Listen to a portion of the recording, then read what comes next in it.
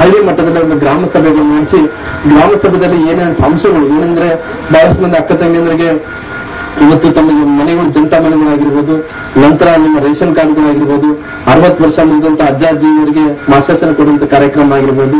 ಇವತ್ತು ಸರ್ಕಾರದಲ್ಲಿ ಒಳ್ಳೊಳ್ಳೆ ಸ್ಕೀಮ್ಗಳು ಕೂಡ ಜಾರಿಗೆ ಬಂದಿದೆ. ಇವತ್ತು ಅಂಗವಿಕಲರಿಗೆ 1000 ರೂಪಾಯಿ ಕೊಡುವಂತ ಕಾರ್ಯಕ್ರಮಗಳು ಬಂದಿದೆ.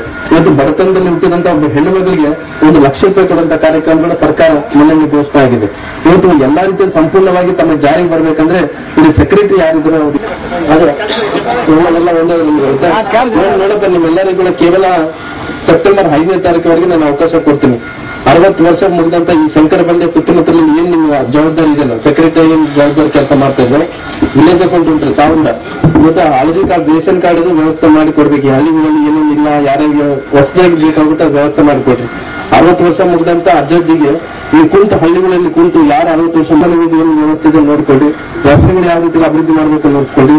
ಯಾರಾದ್ರೂ ಬಡ ಮಕ್ಕಳು ಜನ್ಮಿಸಿದ್ರಿಗೆ ಬಿಲೋ ಪಾವರ್ಟಿ ಲೈನ್ ಅಂದ್ರೆ ಹಳದಿ ಕಾರ್ಡ್ ಇದ್ದಂತ ಜನರಲ್ಲಿ ಒಬ್ಬ ಹೆಣ್ಮಗಳ ಹೊಟ್ಟೆಯಲ್ಲಿಗಿನ ಒಬ್ಬ ಹುಡುಗಿ ಹುಟ್ಟಿದ್ರಿಗೆ 1 ಲಕ್ಷ ರೂಪಾಯಿ ಕೊಡ್ಬೇಕನ್ನೋದು ಸರ್ಕಾರ ಮನೆಯಲ್ಲಿ ಘೋಷಣೆ ಆಗಿದೆ. ಅದು ಮಾಡಬೇಕು. ಇವೆಲ್ಲ ಪತ್ತೆಯನ್ನು ಮಾಡಿ ನಂತರ ಅಂಗವಿಕಲರು ಎಷ್ಟು ಮಂದಿ ಜನ ನೋಡ್ಬೇಕು. ಅಂಗವಿಕಲರು ನಿಮ್ಮ ಹಳ್ಳಿ ಮಟ್ಟದಲ್ಲಿ ಅಂಗವಿಕಲರಿಂದ 25% ಮುಂದೆ ಅವರು ಅಂಗವಿಕಲರಾಗಿದ್ರೆ ಅವ್ರಿಗೆ 1000 ರೂಪಾಯಿ ಹಣವನ್ನು ಕೊಡೋದು ಕೂಡ ಬರುತ್ತದೆ. ಇವಾಗ ನೀವು ಬೇರೆ ಏನು ಕೆಲಸ ಮಾಡಕ್ಕೆ ಬರಲ್ಲ.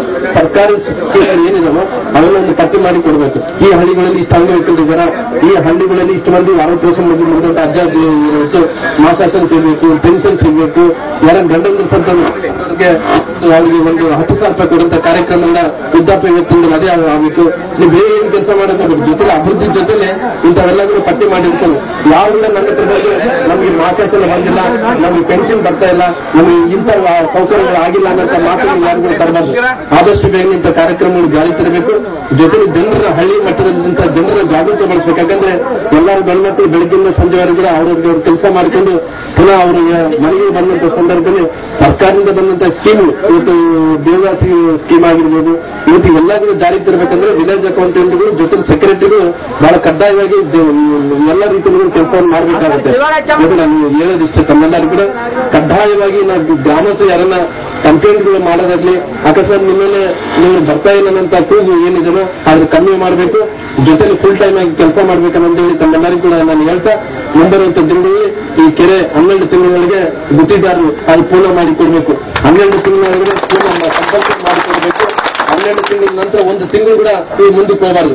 ಮತ್ತೆ ಅಕಸ್ಮಾತ್ 1 ತಿಂಗಳು ಮುಂದಕ್ಕೆ ಹೋದ್ರಿಗಿನ ಮತ್ತೆ ಹಣ ಕೂಡ ಜಾಸ್ತಿ ಆಗುತ್ತೆ, ಸಿಮೆಂಟ್ ಜಾಸ್ತಿ ಆಗುತ್ತೆ, ಸ್ಟೀಲ್ ಜಾಸ್ತಿ ಆಗುತ್ತೆ, ಕಲ್ಲಿನ ರೇಟ್ ಬೆಳೀತದೆ ಅನ್ನೋ ಅಂಶ ಬೇಡ. 12 ತಿಂಗಳೊಳಗಡೆ ರಾತ್ರಿ ಆಗಲು ಮುಗಿಸಬೇಕು.